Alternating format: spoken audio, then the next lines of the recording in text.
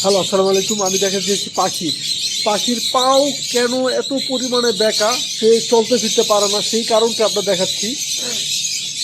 বেশিরভাগই আপনার পাখি পাললে দেখা যায় এই ধরনের সমস্যা, এই ধরনের রোগের সমস্যা দেখা যায়। প্লিজ একটু দয়া করে দেখেন আর একটু দেখবেন, যদি পাখি পালেন তাহলে এগুলো থেকে বাঁচতে পারবেন। এগুলো আপনার ভালো করে উপায় কি দেখেন, যে এই পাখিটার বাচ্চাটা এটা কিন্তু খুবই সুস্থ, খুবই দূরে যাচ্ছে সুস্থ, কিন্তু এগুলো তিনটা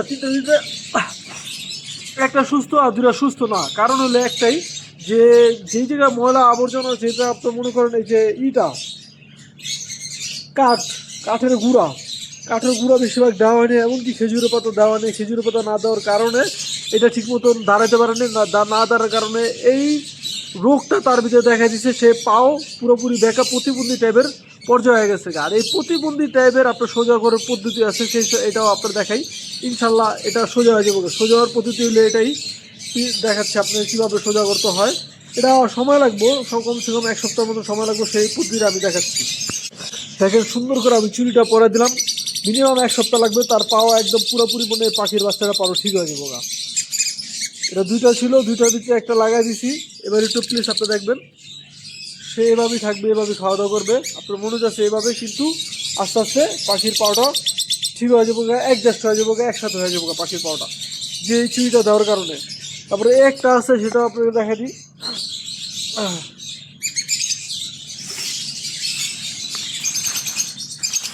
কীভাবে লাগাবেন সেটাও একচুয়ালি আমরা দেখাচ্ছি। লাগানোর সিস্টেমটা হলো, এটা ক্লিপ, এই যে এটা ক্লিপ, এটা হলো চুড়ি পাখির।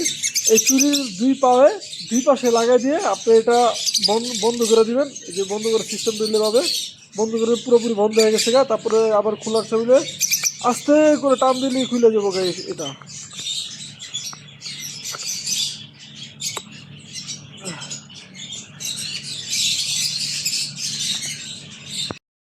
দেখেন আস্তে আস্তে পাওগুলো আপনার সপ্তাহখানিক লাগবে, সপ্তাহখানিক দিলে পাও ঠিক হয়ে যাবো এটা।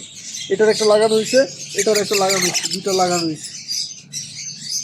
তো এটার মতন সুস্থ সবল দেখা যাবে। এটা দেখেন, দেখেন যেমন এই পাখিটা একদম সুস্থ, ইচ্ছা মতো দৌড়তে পারতেছে, এমন সুস্থ দেখা যাবে এটা। বিসমিল্লাহির রহমানির রহিম, এই পর্যন্ত রাখি। এই পদ্ধতি আপনারা করবেন ইনশাল্লাহ, তা আপনার পাখির পাগুলো ঠিক হয়ে যাবো এইভাবে করলে। হ্যালো, আসসালামু আলাইকুম। যেহেতু দেখা যায় আমার অনেক বড় খামার, তার জন্য পাখির বিভিন্ন সময় দেখা যায়।